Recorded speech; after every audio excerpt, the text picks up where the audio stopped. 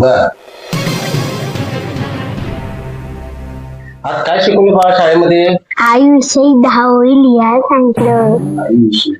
पहिल्या वाक्यात काय लिहिलीस? पहिल्या वाक्यात लिहिलं की आई माझी 5:05 उठते. माझं बाळ. माझ्यावर उपकार करते.